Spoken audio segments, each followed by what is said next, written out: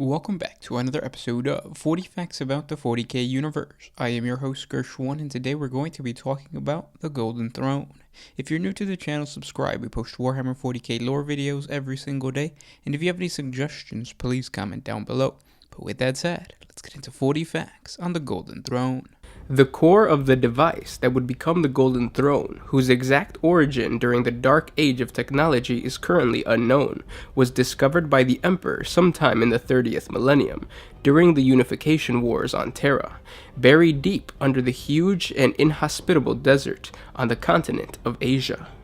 The original use that the Emperor found for the Golden Throne, or the core device that the throne was later constructed around, was that it could serve as a webway portal based on Terra.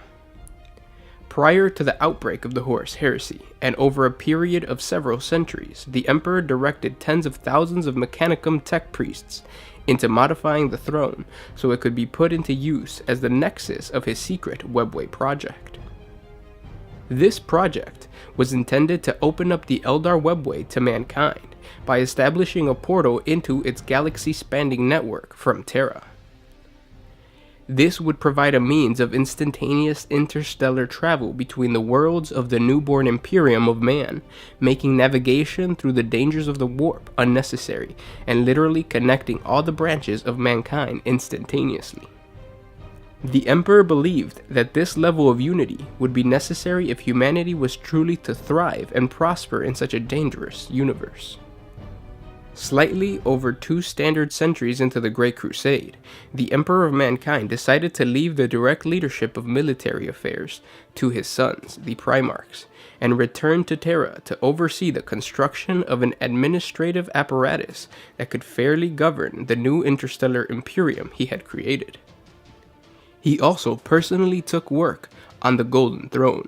The whole project was placed under the utmost secrecy, and even the Primarchs had no idea of what exactly the Emperor was doing in the seclusion of his laboratories deep beneath the Imperial Palace. This secrecy would personally wound many of the Primarchs and create a grievous that would later be exploited by the ruinous powers of chaos. To learn more about the schisms between these two factions, please check out our 40 Facts on the Horus Heresy series. While the Emperor worked on the Webway project, Malcador the Sigillite, the Emperor's most trusted advisor, was named as the Regent of Terra, and the First Lord of the Governing Council of Terra, who would lead it in the Emperor's absence. The Fabricator General of the Mechanicum, Chief Custodian of the Legio Custodes, Constantine Valdor, and the leaders of the Astropaths and administrative divisions of the Imperium were appointed to the Council of Terra. Having established the new governing body of the Imperium, the Emperor then retreated to his private subterranean vaults beneath the Imperial Palace to initiate his new secret project. Soon, the events of the Horus Heresy unfolded, and the Emperor's loyal Primarchs and the servants awaited for his attention. After many long months, Malcador and the Imperial Fist Legion's Primarch, Rogaldorn, were finally granted an audience with the Master of Mankind. The Emperor finally explained to his loyal servants about the existence of the Imperial Webway project. This new human-controlled extension into the Webway would recreate the vast network of warp portals that would once bound together the ancient interstellar empires of the Old Ones and the Eldar. However, the warp gate the Emperor had constructed and the short sections of Webway passage required constant maintenance, lest they fall into ruin. At first, this demanded only a small portion of the Emperor's psychic might, and so he was able to command his armies and do all that was expected of him as Emperor.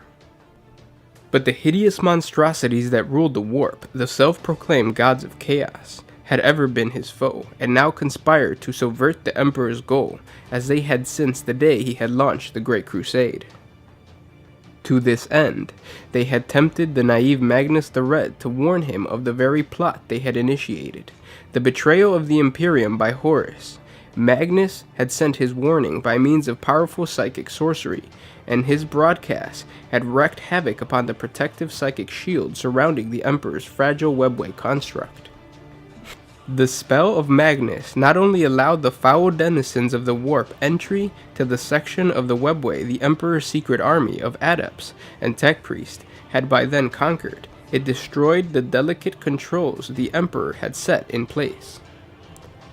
Now the warp gate he had constructed required virtually all of his psychic power and mental concentration to maintain, unless it ripped open a permanent doorway between Terra and the warp, flooding the homeworld of mankind with the demonic legions of the ruinous powers.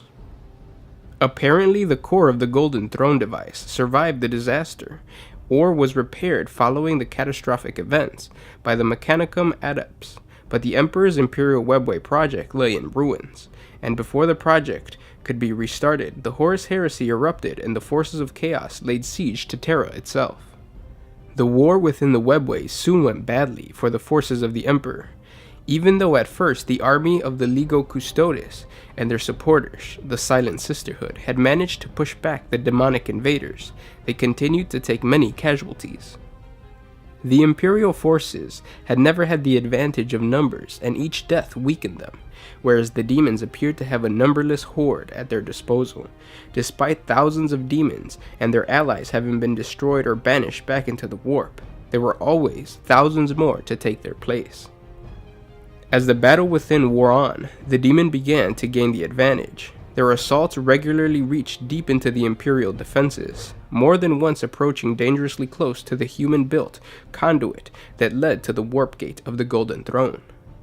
On one occasion, a mighty bloodthirster, greatest of the demons of Khorne, fought its way through the Imperial defenders to the gate itself, and only the last-minute intervention of Sister Celia Haroda of the Sisters of Silence was able to stop the beast from crashing through the warp gate and into the dungeon of the Imperial Palace.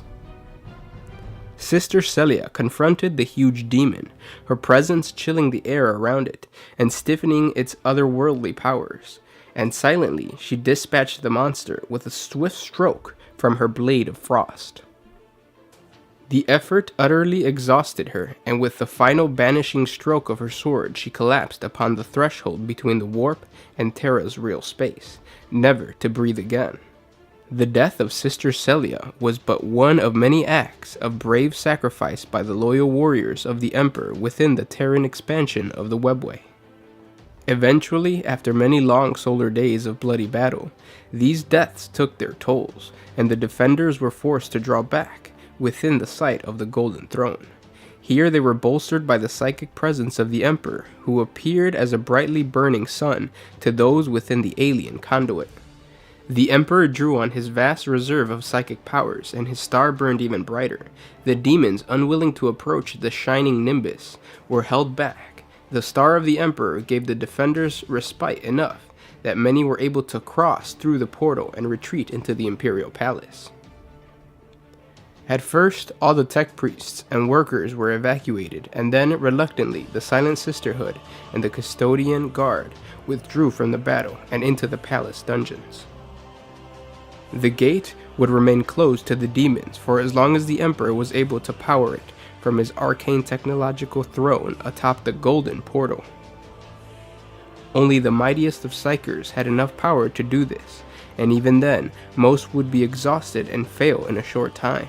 Only the Emperor had the might to keep the gate closed permanently, and even for him, the effort grew harder as the demonic forces gathered around him, for as long as the demon hordes threatened to breach the portal, the Golden Throne would be his prison. By this time, the traitor Horus had pushed all the way through to the gates of Terra. The Emperor had no choice but to confront his son. Malcador the Sigillite sat on the Golden Throne in order to allow the Emperor to confront his son. The Emperor was able to kill his son, but at a terrible cost. When Rogodorn brought the mortally injured ruler of mankind back to the Golden Throne, after he had defeated Horus, Dorn found Malcador sitting wasted, psychic energy lashing across his shriveled body, tortured by the psychic bombardment of the collapsing Imperial Webway. He was almost dead when the tech priest made the exchange, disengaging Malcador from the strange machine, even as they moved to modify it to support the Emperor's crippled life. As Malcador was removed from the device, the last flickering of life left him, and the dust of his corpse blew across the stone floor. Malcador managed to prove one final time his loyalty and love for the Emperor, for despite his ordeal and agony, he had still managed to gather what remained of his wasted power and willingly forsook it to feed the Emperor and allow his master to survive. Malcador's final sacrifice allowed the Emperor to awake from his coma briefly, and give his servants, including the Primarch Rogal and Jungatai Khan, their final orders before being interned silently for the next 10,000 standard years within the modified life support system of the Golden Throne. Poor, brave Malcador the hero. He reserved a fragment of his strength for me. It gives me little time to pass final words to you. If you do as I ask, then I shall not wholly die. My spirit at least will survive. My injuries are severe, more so than I hoped, but less than I feared. My psychic powers will return to me in time, but my body will never heal. I shall never walk amongst you again. I am now bound to this machine for all of time. My faithful bodyguard and attendants know what is required. You must do as they request. Dorn and Jagtai, you have much work to do. Though the head of the serpent has been destroyed, its coils still choke the safety of mankind. You and your loyal brothers must fight on. Cleanse the taint of treachery from our stars. Never again must we allow the ruinous power of chaos to have such a chance. Now all of you go. You know your duties. Execute them well. The universe has many horrors yet to throw at us. This is not the end of our struggle. This is just the beginning of our crusade to save humanity. Be faithful, be strong, be vigilant. From the Golden Throne, the Emperor would maintain the psychic beacon of the Astronomicon as a replacement for the now lost Imperial webway project, and do his best to shield humanity from the worst terrors of the Immaterium. Through the sacrifice of Malcador, mankind would live on, and its peoples would face the growing darkness of the age of the Imperium that was about to dawn with a single chant upon his lips: "The Emperor protects." Following the Emperor's mortal wounding by the War Master Horus at the end of the Horus heresy, his ravaged body was placed within the Golden Throne, after further rapid modifications accomplished at the direction of Rogal in order to prevent his death. Acting as a complex life support machine, the Golden Throne now holds the slowly decaying body of the Emperor in stasis, and preserves his mind and will, which guides the psychic beacon that is the Astronomicon within the warp. He is also said to constantly struggle to keep the forces of the ruinous powers of chaos at bay, so that humanity can flourish even to the extent that it has in the galaxy. It is not known whether the Emperor's ability to protect individual human beings from the powers of chaos is related to the destroyed Terran portal of the webway or to the arcane device at the heart of the Golden Throne itself. It may instead be that, like the chaos powers themselves, who are created and given form in the warp through the collective psychic beliefs and fears of humanity, and the other sentient races of the galaxy, humanity's collective faith in the Emperor has empowered his spirit within the warp.